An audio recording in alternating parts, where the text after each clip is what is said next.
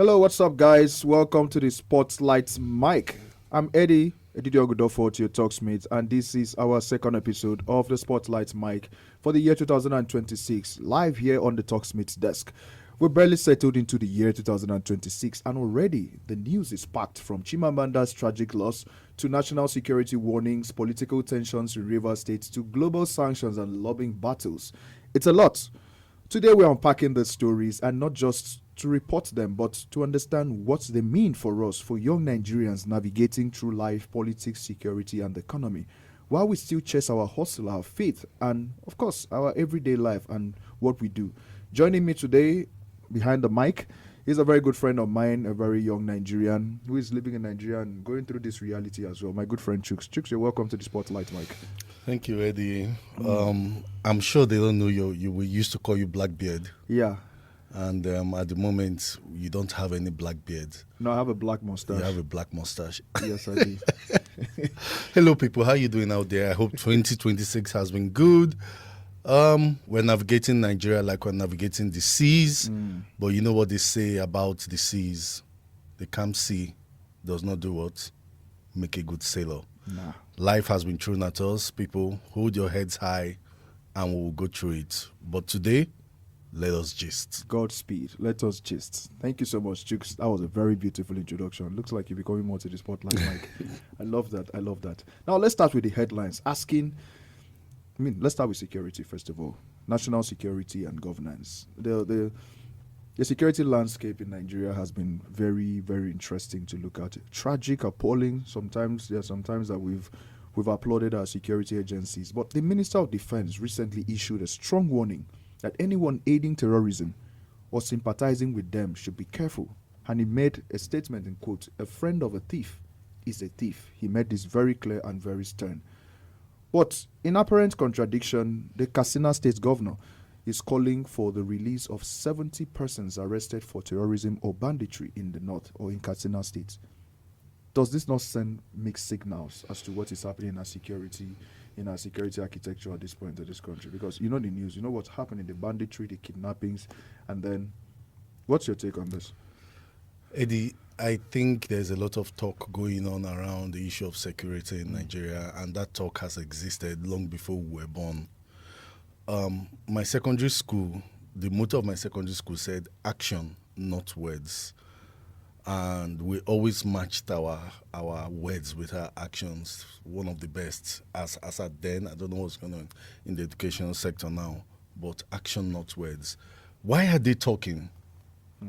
Why are they using words as opposed to using the law, as opposed to using kinetics, which is going after them, using the bullets, using the bombs, using everything? If anything but kinetics is not working, then use the kinetics. You need to go after them. You know these people. You know their sympathizers. You know the people who negotiate on their behalf. Why are we talking? Eddie, as I speak to you currently now, Global Rights reports that Global Rights Nigeria reports that so many societies and so many communities in the northeast and in the northwest don't exist anymore. Like, imagine your place. I forget the name of your village now. Imagine we go there and there is nobody there anymore. Houses have been burnt. Grasses. In fact, the place has turned to a forest because people have run away from there. Part of the work I do took me to the Wasa IDP camp last year. And engaging with them, I discovered that there are children who are now 18-year-olds who don't know where their villages are.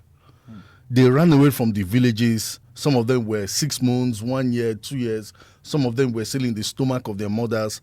And they've been living in IDP camps for 18, 20 years. Imagine what that does for them. For so many of the girls and even so many of the boys, they've been sexually molested in the IDP camps. There is a lot of factors that should contribute to Nigeria fixing the security problem that we have at the moment, but we are not doing it. The Wasa IDP camp is far-flung out of Abuja metropolis. They're in a place where nobody remembers them except organizations like Global Rights and so on and so forth. So while we are busy entertaining the ferocity, the harshness, the wickedness of the bandits, innocent Nigerians are suffering. Now, one professor of psychology from Kaduna State, she said something. She said, until we fix this issue of insecurity, we will not be able to fix the effects of insecurity. That's powerful. And part of the effects of insecurity is the aggression that is now embedded in young Nigerians, males and females. Let's not even start talking about what is happening to them. So many of them are dropping out of school. So many of them can't concentrate in schools. Some of them can't even hold their own lives together. And we're busy pampering bandits. There's a community in Zamfara last year. The bandits demanded 21 million naira from them because Nigerian forces, special forces, went in there and killed a couple of them. And the head of the bandits accused the community of aiding the law enforcement agents. So they have to pay 21 million naira, in his words, as compensation for what they did. Mind you, these communities, before they have to till the ground to farm, they have to pay bandits. Before they have to go and sow their seeds in the ground, they have to pay the bandits. If they're going to weed their farm, they have to pay the bandits. And I'm not talking about 5,000 naira. I'm not talking about 10,000 naira. I'm not talking about 100,000 naira. I'm talking about millions. Now, when the harvest is due, they cannot go and reap their harvest without paying the bandits. What are we talking about? What are the security chiefs talking about? What is the governor talking about? So now my question now is how okay, let's say the security chiefs now are working. How do you now handle political leaders like the governor of Katsina State now making such statements or making such pronunciations which contradicts what the security agencies themselves are doing? I am sure as much as the governor of Zamfara State, right? Katsina State, as much as the governor of any state in Nigeria is the chief security officer of that state, but the mandate of the military by the constitution is to protect the country from any form of aggression, both external and internal. They always forget that aspect of internal aggression. They always forget it. If they don't want to engage the governor of the state, they can engage the National Assembly. They can engage the Attorney General of the Federation. They can engage the President of the Federation. President Tinubu, against all odds and against what a couple of persons said, declared the state of emergency in Rivers State. When are we going to see a state of emergency declared in where we actually need the state of emergency declared?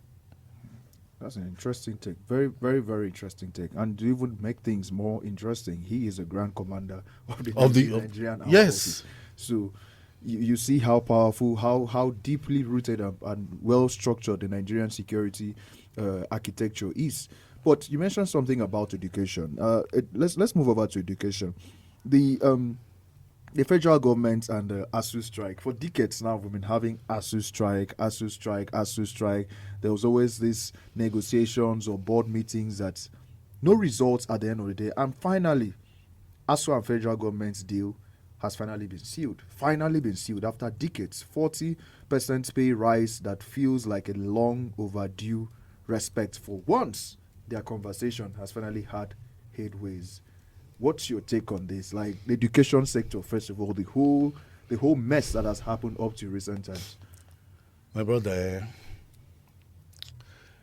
you see, I'm always grateful to God I didn't experience strike because I attended Nnamdi Azikiwe University when Professor Lucho Okafor was the vice chancellor, and the good prof refused. He blatantly refused to have Nnamdi Azikiwe University under his tenure registered under ASU. And nothing happened. Am I saying ASU is wrong? No. I'm not saying they are wrong. But you need to devise a better strategy of fighting to get what you need. Why not sacrificing the innocents? You need to do that. ASU cannot keep going on strike and not achieving anything. Fela of blessed memory calls it perambulator. You're going in circles. You're doing the same thing over and over and over again, and you are not making headway. What are you doing? Find a different approach towards it. I don't know what that approach is, but ASU needs to find a different approach. Striking a deal with the federal government is not the problem. It is getting the federal government to actually implement whatever agreement has been had. That is what we need. Get the federal government to implement what they have agreed to do. Now, it now begs the question of what exactly is the priority? What are the priorities of the federal government of Nigeria? Where do they place education? If you look at our budget, where is education? How much was allocated to education? If you look at the laws, the regulations that we have, who is supervising who? Who is even interested in what goes on in education? Who? That's the question we should be asking ourselves. Who? Now, if you look at the top 10 countries with good budgets for education from in fact, Nigeria is not on the list. If we go as far back as 1970. That's sad. Nigeria is not on the list. The latest data from the global economy spanning several years reveals that African countries have prioritized education by allocating the highest percentage of their annual budget to that sector. And the data in front of me here goes back to 1970 and to 2022. That is the latest time they've taken this data. Nigeria is not on this list. Nigeria is not on the list. It's not new. That's the point I'm making. Nigeria is not on the list. Namibia top seats. Namibia top seats from 1999 to 2022. Namibia has spent the highest on education on their budget, followed by Sierra Leone, followed by Lesotho, followed by Mozambique, followed by South Africa, followed by Algeria 1979 to 2021. That's Algeria's data. Followed by Cape Verde 1998 to 2021. Followed by Seychelles from 1970 to 2022. Seychelles has been consistently spending so much money on education. And then we'll go to Morocco 1973 to 2022 and Rwanda 1997 to 2022. Even the Rwandan war did not knock Rwanda out of this list. Nigeria, the giant of Africa, did not make this list. What have we been doing with ourselves? What have we been doing? What have we been spending money on? Nonsensical things or practical things? Youths are the leaders of tomorrow. Tomorrow has been coming and coming and coming. What have we done to empower the youth when it comes to education? What have we done to help parents see their worlds through education? As we speak now in Abuja, of course, across Nigeria, there are schools, nursery, primary, secondary schools with bloated school fees, and the federal government is not doing anything about it. What is the formula for allocating school fees to nurseries, to nursery schools, to primary schools, to secondary schools? How do people get the licenses they used to set up these schools? How often do people from the Ministry of Education visit these schools to ascertain the level of education that is being given to students? Edidiong, I can go on and on talking about this. Countries like Finland, countries like Norway prioritize education to the point that they understand that there should be both formal and informal education. What are we doing in Nigeria? That's an interesting question. What are we doing in Nigeria? So, what do you think of this 40% raise now? I mean, is this something that should be celebrated, or what's your take on this thing now? Celebrate? What are we celebrating? Eddie, it's not the first time this purported agreement has been, had with the federal government. What are we doing to implement? What are we doing? Tomorrow now, the federal government will come out and say there is no money. The National Assembly has one of the biggest bloated budgets in Nigeria. For doing what exactly? When are we going to ask the National Assembly to take a pay cut so that we'll use the money to do better things in this country? When? Interesting question. When? I keep saying it's education in Nigeria needs a lot of work. Things we need to prioritize in our budget is security, education, medical, and medical aspects of the economy. That's security, education, and medicals. Top 3 priorities before you even think of any other thing. But we move to global politics and the Nigeria's image. Without security, we can't do anything. Yeah, in this country. That's what I'm saying. Security, education. We can't. Medicals. We can't do anything without security. Yeah. Security will give birth to industrialization. It will give birth to safety, which will now give birth to education, the industry, power. Yeah. It will give birth to power, electricity for us. It will give birth to safe roads for us, and that will now mean that children going to school will not suffer. Children at school. Something happened some years back. One of the buildings in one of the schools in Kubwa lost a 9-year-old boy because obviously the way we build in Nigeria, we don't inspectors same just like education. Inspectors don't go to check out houses that have been built or newly built structures to be sure that proper SOPs were followed before people were allowed to come into it. There was a cable touching a pole in that school. This boy was on break and went to sit on the pole and got electrocuted and died. How is there a loose cable inside a metal pole? In a school environment. In a school environment where the highest levels of safety should be employed. Eddie, there's a lot going on.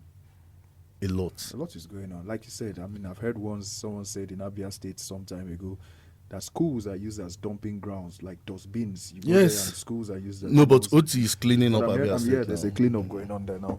Okay, let's move to global politics, the global scene. Yeah, on our global politics, Donald Trump is still a star boy.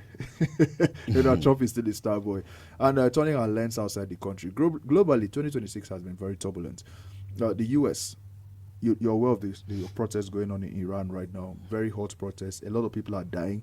And there's a lot of back and forth as to who is wrong, who is right, and all that. And the U.S. has also imposed more sanctions on them. There's a rise on tariff for countries who are dealing with Iran. Russia is one of those countries. China is one of those countries. And they still want to carry out business or transactions with Iran, regardless of whatever U.S. is saying. And then coming to Nigeria, visa rules, suspension of visa processing for 75 countries, including Nigeria. Brazil is on that list. Argentina is on that list. And at the same time, the U.S. has approved $413 million for security support in Nigeria and West Africa. So what's your take on this? How do you reconcile this? Number one, you're putting us on your visa ban. You don't want to give us visa. You suspend us. 2, you already flagged us as a country of, what do they call it in terms of security?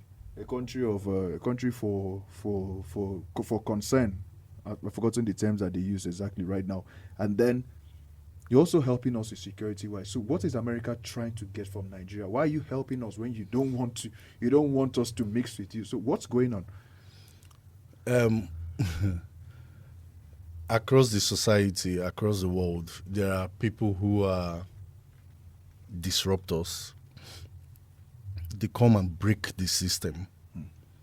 They are not interested in building the system. They are interested in breaking the system. It happens once in a while. Someone just comes out from nowhere and he just breaks the system.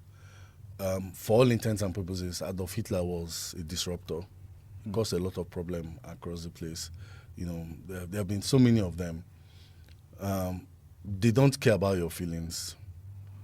Currently, in our dispensation, Trump is one. Trump is using the power of his office to the fullest extent of the availability to him. And he does not care whose ox he has got. And that simply, and the Congress cannot rein him in. And that simply shows where America and the global politics is at the moment. Nobody across the world can rein him in. Nobody can call him to order. Nobody can even voice their misgivings about Trump. They will just be hush-hush about it because you say it, he comes after you. The question is, what does America stand to gain from everything Trump is doing at the moment? For all intents and purposes, it does not make America great again. Rather, it helps America acquire a lot of enemies from across the world. He told NATO off. He told them off. He told them, like he doesn't care. He will pull out and nothing will happen.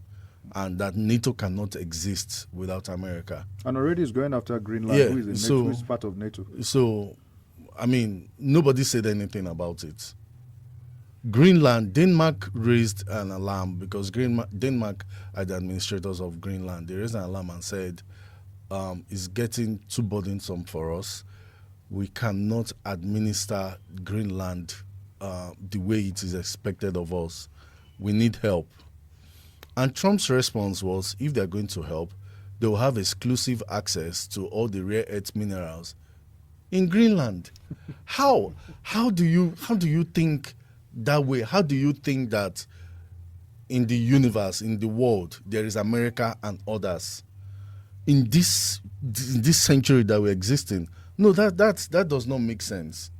But unfortunately, the question is, what are other countries doing to grow themselves so as not to be a pawn in whatever game or whatever it is that Donald Trump is doing?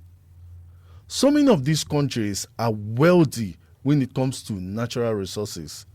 Case in point is the rare earth minerals that America does not have, but they want to take from Greenland. How is it difficult for even the current administrators of Greenland, Denmark, to mine these rare earth minerals and make money from them and use it to build Greenland? How is it difficult for the whole of Africa to mine all the minerals and resources they have and use it to take care of themselves so that Trump will not use them like a football and talk to them like they are nothing? So what we're experiencing Trump do is the law of cause and effect. The cause is Africa and so many parts of the world did not build themselves, did not take care of themselves. America has, yes, they are old, 200 and something years old, but they have taken care of themselves and they have the audacity to talk to anybody anyhow. That is just the case in point. Look at Iran, for instance. For so many years, Iran has subjugated its people. Iran has subjugated foreigners. Iran has become a terror base for terrorists across the world. They sponsor them, they train them, they give them logistics and so on and so forth. But are you saying that's the best Iran can do? No. There must be something in Iran that they can use to build their own people. So I'm not going to sit here and make excuses for Trump. As much as what he's doing, it doesn't sit right by me, but I blame the people who have given him that opportunity to behave the way they behave. Reports say that every state in Nigeria has one natural resource, at least one natural resource that can put them on the global map. So what's going on? Why wouldn't Trump allocate 400 and something million just to tackle insecurity in Nigeria? And we all know what happens when America enters a place. We all know what happens when America enters a place. They never leave that place whole again. As much as they're trying to make America great again, they are not living wherever they've entered whole again. I dare anybody to call me, to send me a message and say America left so and so place and it was better than it was when they entered. I dare anybody to give me that data. So why is everybody not putting themselves together? What exactly, Eddie, is wrong with humanity? What exactly is wrong with humanity? That's a very interesting $1 million question to sit down and ponder on. But then we have, still on the American politics and just Nigeria involved as well, we have a lobbying battle going on in Washington, D.C. as of today. I'll be waiting for that. And the Nigerian government is trying to show, paying a lobbying company, I think the figure exactly is $9 million. Yes. To change it, to put up our narrative out there in the ears of the ears that matter, that we are really doing a lot of work combating insecurity. Christians are not the targets. And then the Biafran movement, to be specific, are doing the same thing in Washington, but the opposite. That truly there's a Christian genocide. Nigeria is ungovernable, trying to paint a very bad image of Nigeria to Washington so that America can come in and sponsor their movement or help them however they want it, whatever they stand to gain from it. What's your take on this? Like, a country so divided. I am Igbo. I'm going to start from the back of what you said. I am Igbo. And as far as I'm concerned, the Biafra movement is the most delusional thing I have ever heard, I've ever seen. Very delusional. I mean, the current Biafra thing, I'm not talking about the Biafra that fought the war to liberate themselves and all. I'm talking about what we're experiencing today in the guise of Biafra is very delusional. It is the coming together of horrible like minds who are looking for an opportunity to use terror to take control of a place. Listen, we keep hearing stories of bandits killing people in the southeast. It is a lie.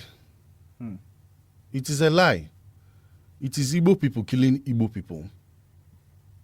It is. We are so. Let me.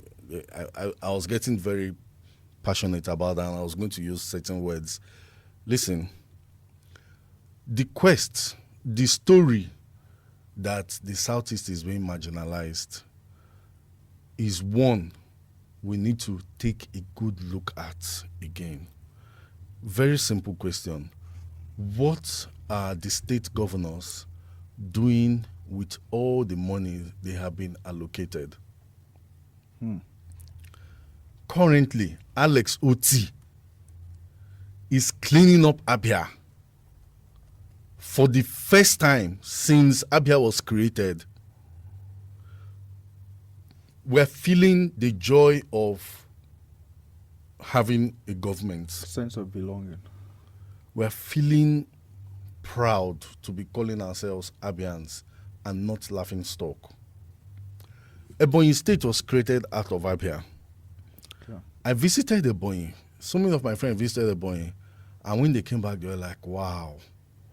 Ebonyi, Abakaliki is nothing like Umuahia. Well planned, roads everywhere. Umuahia has remained the way it has been since before the war. Nothing has changed. It's an ancient city that nothing has happened to. Am I saying we should knock down an ancient city and rebuild? No, that's not what I'm saying. London is an ancient city. Yeah. Cairo is an ancient city. But these places are beautiful. They are very fine.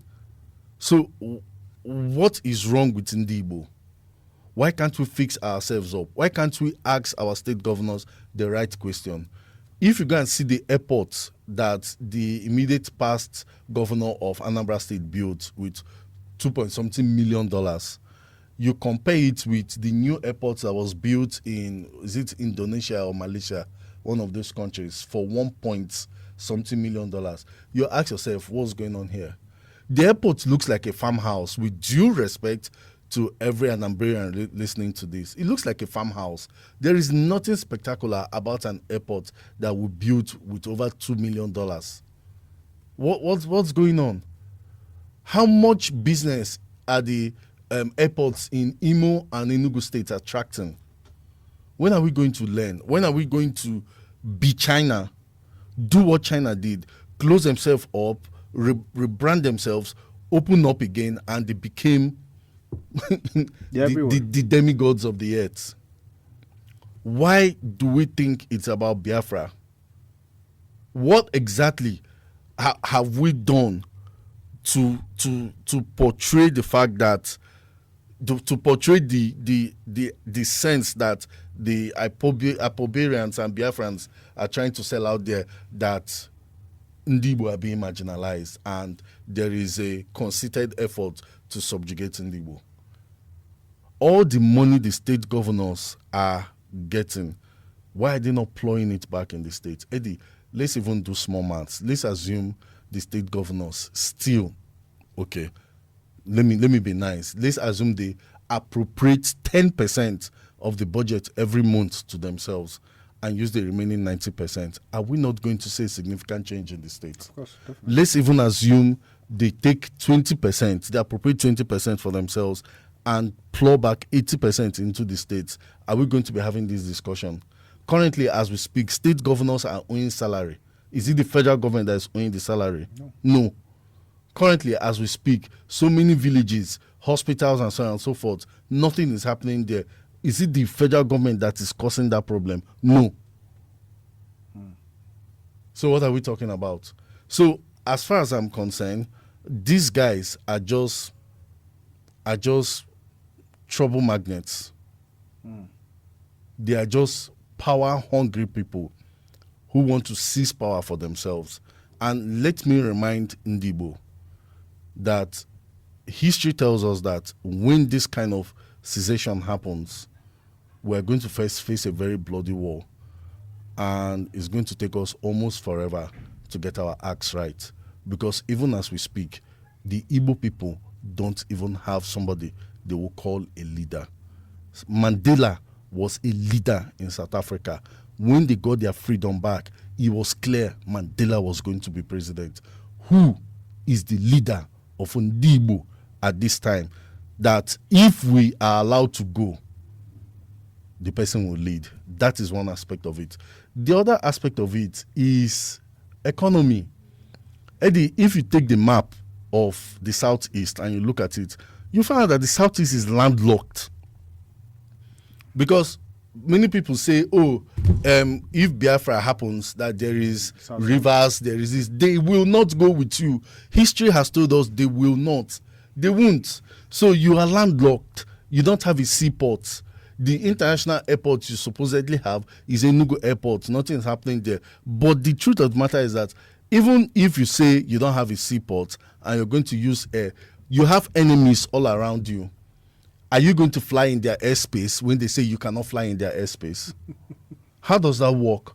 There are a couple of things that need to be done if we're going to make Ndibo or the Igbo land what it's supposed to be.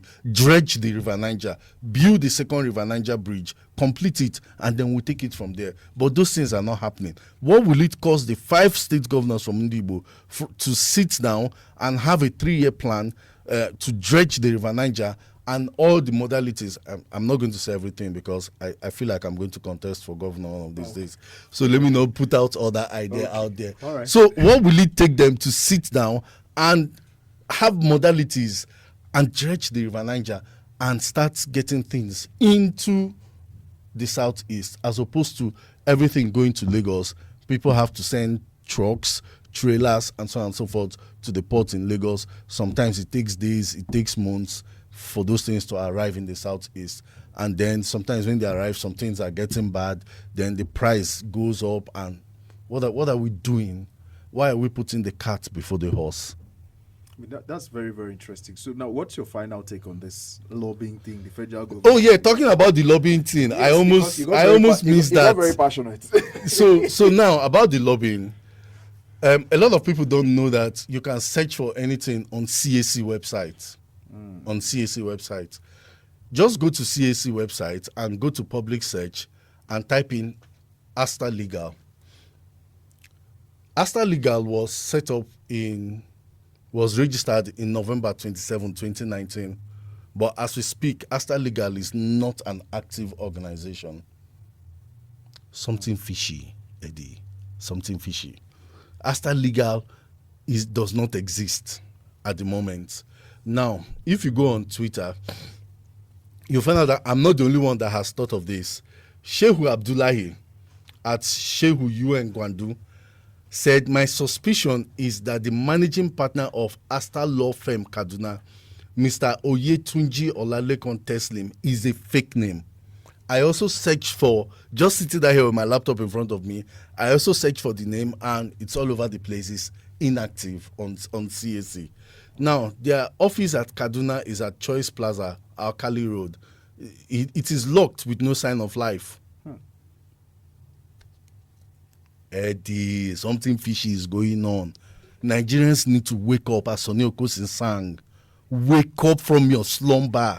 Wake up. Something fishy is going on. We do not need to pay, a country as big as Nigeria don't need to pay $9 million to a supposed law firm to engage a firm, DCI group in the US, to go and lobby for us for something that is a simple diplomatic issue. God, would have been ambassadors there? This is a simple diplomatic issue. Even if we don't have any ambassador in Nigeria, we have a Senate Committee on Foreign Affairs. That's true. We have a permanent secretary at the Ministry of Foreign Affairs. We have directors at the Ministry of Foreign Affairs. We have a department, a unit in that Ministry of Foreign Affairs that deals with U.S. matters. The way the foreign affairs is, there are different units that specialize in different countries. Do you get? So you did not send your vice president. You did not send the Senate president. You didn't send the Speaker of the House. You didn't send the Minister of Foreign Affairs, which we have. You didn't send the Attorney General of the Federation, who is a learned man. You didn't send anybody. You didn't put together, like what Obasanjo did, an economic committee like that had the likes of Soludo, Ngozo Konjiwala, and so on and so forth. You didn't put them together and say, go and speak. All they need is 2-3 days of having a conversation with these people. You didn't say, oh, Ngozi, you're in the US for us. See, we are sending people for you. Your country needs you. And Ngozi will go and speak on behalf of Nigeria at that moment, just removing her robe as the boss of or WTO. even any old president like Jonathan. Yes, Obasanjo like Jonathan, like Obasanjo, send a high-powered delegation to that place. Send Obasanjo and Jonathan together. All of them, then they go there and make a statement. You're spending $9 million in 2026 in a country where we are saying we need money, in a country where health systems are dying, in a country where you just struck a deal with ASU. You're spending $9 million in a country paid to a firm that is inactive and does not exist. What is wrong with us? You're passionate. You're a passionate Nigerian. See, this is 2026. We've been through this cycle for too long. We've been through this cycle for too long. And we're all keeping quiet. Nobody's saying anything. The coastal highway, remember everything that happened around the coastal highway? Yeah. We are here again now. $9 million. For what? Remember when they said they had to buy a new yacht for the president? We're back again. Remember how the budget to build the official quarters of the vice president of Nigeria, the budget was tripled when the project was at 70%. The budget was tripled. Billions of naira was tripled. And yet we keep saying there's no money, there's no money. We are consolidating, we are tightening our belt. Eddie, this is wickedness. As far as I'm concerned, I'm going to call a spade a spade. When is the common Nigerian, when is the average Nigerian going to benefit from this country? We have tax laws flying here and there. You send this 50 naira. Today now, I just saw a news story that the federal government is about to implement 7.5 value-added tax on every transaction you make. So I will pay me salary and I want to transfer money to my mother. They are going to take 7.5% VAT. My mother takes the money and goes to the market, supermarket, or she goes to the hospital, or she goes to buy something, or she goes to pay for a service. She pays another 7.5% tax, value added tax. What is going on? So we're double taxed. We're quadruple. We're multiple taxed. We're paying for SMS charges for banks. We're paying 15 naira electronic transfer fee. We're paying discharge, card maintenance fee. Even when you don't have a card and you've not been using the card, you're paying card maintenance fee. When is the common man going to brief? Interesting When? question. Very, very interesting question. So now $9 million. If you convert $9 million to naira, do you know how much that is? I don't want to think about it. Do you know Those are how billions. many hospitals in Nigeria can benefit from that money shared to them, equipment or trainings for doctors or increase in salary for nurses? If we continue like this, we're heading for the rocks. Nigeria at the moment is operating like a ship without a rudder. Absolutely. We're just going anywhere the wind tosses us. And at some point, if we don't change, we are going to capsize. I'm not a prophet of doom. It is just the simple truth. Simple truth. That was so well put and so properly laid out and articulated. Let's look at the final reflection before we round up the session. Now we talk about real life stories, human impact, human stories, social impact and stuff. All over social media this week, apart from the international politics, has been the tragic issue that happened to the Nigerian author Chimamanda Adichie, who recently lost her 21 months old son. A tragic event that shook a lot of people.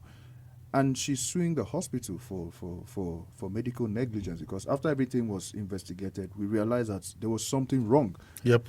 So this is deeply personal, but also public, and it reminds us that governance, accountability, and societal systems touch everyday lives. This is just Chimamanda. We don't know other people. Probably we have friends or colleagues who have been victims of the same things, and then you see medical negligence, failure in the health care sector. So, which is so appalling, and I don't understand. So what do you think about this thing? How do we act? Eddie, the Nigerian society wears negligence like a jalabia, like a robe. We tie it like wrapper in our everyday life. Everything we do in Nigeria is mixed, is embedded in negligence. From how we cross the road, to how we implement rules and regulations, to how electricity laws are thought out, to how they are implemented, to how we clean up the streets, to how we allocate house numbers. I'm sure you've driven on the road before in the streets. You're seeing 149. I'm going to 150. Then next you're seeing 152, Yes. 153. What happened to 150 and 151? It has disappeared. They evicted them. Now, when this Chimamanda story dawned, my wife is a medical doctor and she's a pediatrician. Wow. And she took the story and she was so mad, she was so angry. She started talking about how that child was just killed. You need to do an MRI on a child and you want the child to be still. What my wife said was a simple dose of diazepam according to the child's weight could have been issued to that child. Simple. They didn't need to go and start setting up a line for the child and using a purple foil. I can't remember what they gave. Now, after giving that, the child is not okay, and you see, we have too many cases of this. It's not the first time this kind of thing has happened. Nobody's saying anything. The Nigerian Board of Doctors and medical doctors and dentists, they should also be held responsible. They should. This one that we're setting up associations all over the place with no proper supervision, with no proper etiquette applied, nobody supervising who. Again, the country is heading for collapse. The problem we have in the health sector is the problem we have in the education sector. Nobody is deliberate about thinking about it. We have British Nigerian school, Canadian Nigerian school, Turkish Nigerian school, Ghana Nigerian school, Nigeria Egypt school. Very soon we are going to have Eritrea Nigeria school in Nigeria. And then this one will say we are using the syllabus from UK. This one will say we are using syllabus from Canada. This one will say we are doing this. That chaos in the education system is the same chaos that we have in the health system. Nigerians don't even know their rights. Nigerians on their own too don't. Now we're hearing all of these G's because it's Chimamanda. Yeah. I promise you, this has happened to so many persons, and everybody keeps quiet. That's true. Nobody reports, nobody follows up, nobody takes action. And even when people report, the hospitals who are well connected and well grounded will cover it up, and somewhere along the line, the file gets missing. The people, the victims are coaxed to keep quiet, and they are stifled. Bruh. Nigeria is just a cesspool. The thing don't tire me. For a very long time, you've always wanted me to come on Radio Maria to say one thing or another, and I decided not to because it is tiring. It is tiring how every week we're talking about the same thing: insecurity this, insecurity that. Hospital did this, hospital did that. There's a hospital here in Abuja. My friend's cousin died in that hospital. He's a sickler. He was very ill and he needed multiple pints of blood. Eddie, you donated blood. Remember, yeah. You donated blood. Yeah.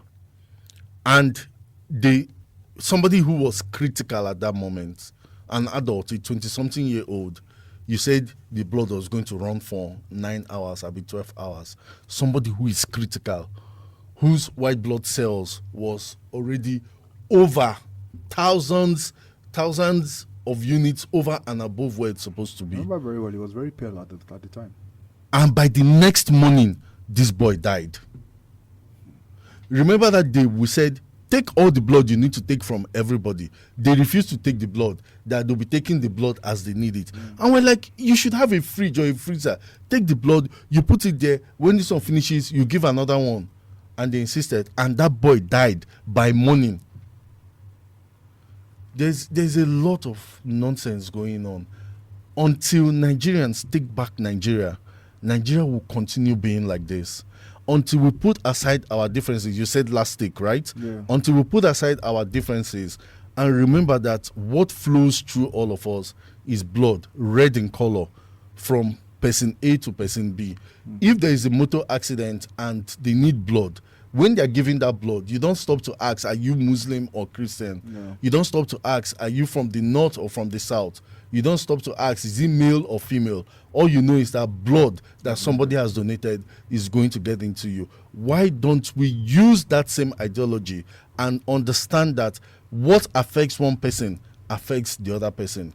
You can't be defending a politician that did not build roads properly when you too, you're going to drive on the bad road and you want to fight your brother who is complaining that the road is bad. You can't be defending a politician who is not holding SARS to account, and then eventually SARS shoots your own brother and your brother dies and you pretend like you're not feeling the pain. You can't be fighting the same person, your fellow Nigeria, who is supposed to be in the society with you, enjoying the same things that you're enjoying. Both of you are suffering, but because you think this person is from the same region as you, this person is from the same religion as you, you fight the person and you stifle the person, and the 1% or the 2%, as Ibuku Awoshika once said, the 2% of the people ruling Nigeria continue taking us for a ride, and the rest of us the 90% of us, let's even allocate 10% of the population to the people ruling. The remaining 90% of us cower in the corner like cowards and will keep quiet while all this nonsense is going on. Eddie, something has to give. We must find a way to take back our country, because every day these wicked politicians get bolder. And you know what happens when a vicious animal keeps getting bolder? One day he's going to take everything away from you. To devour everything. Man, that's been very, very interesting and very, very touching. I wish we had more time to, to dissect so much more in the conversation, the issue of Wike being the star boy of Nigerian politics. But for you listening right now, the government says that the economy is in a consolidation phase. What does that even mean for a lot of Nigerians? But here we are. So, but what does it mean for you, for an ordinary Nigerian struggling with inflation, rising prices in food and taxes, and even limited opportunities and options? This is a question you should think about. And the UN, of course, if you're aware, like you've heard the conversation, that is just a little bit of it of what is happening around the world. If you pay more attention, listen to the news, and of course, go to my LinkedIn page. And my name is Edidiong Udofot on LinkedIn. Just go there, you see the Talksmith desk, reflections from me every day. The UN has warned that the world is brimming in conflicts. The world is brimming in conflicts, and truly the world is burning. So our takeaway your takeaway here is that we should stay informed, stay active, and be intentional read, ask questions, and be involved in what is happening. Like Chuks has said here, we cannot just hide and pretend like nothing is going wrong or nothing is happening, and then we just sit down and be finding ourselves like all this while in our rooms we are complaining. But this is where we have to draw the curtains for this episode. Chuks, thank you so much for being part of this conversation. It's been very, very heartwarming or touching having you behind the mic today. I'm going to still bring you for another episode. I'm going to bring, because there's so much to uncover. Thank you so much, brother. Thank you. Please drink water. The weather is hot. Yes, please drink water. Truly, the weather is hot and it's very hazy outside if you're in the nation's capital. Please drink water. So, friends, 2026 is already starting up and shaping up very intense. But we've learned resilience, creativity, and critical thinking as our tools. So follow me on LinkedIn, like I said, for daily reflections. My name is Edidiong Udofot on LinkedIn, and continue the conversation here on the Spotlight Mic. Subscribe if you haven't subscribed. Click on the notification bell if you haven't, and send in your comments. What's also your own take? How passionate about you? I mean, I want to know what you think about this conversation that we've had today, and who knows, your contribution can bring you behind the spotlight mic. But for now, just want to say thank you so much. Thank you so much. Thank you so much. Chuks, thank you so much. God bless you. Big shout out to Radio Maria Nigeria, Abuja Studios, who have been so gracious enough to allow us record this episode in their studios. Thank you so much, guys. God bless you for the good work. Until next time, enjoy your weekend. Stay safe.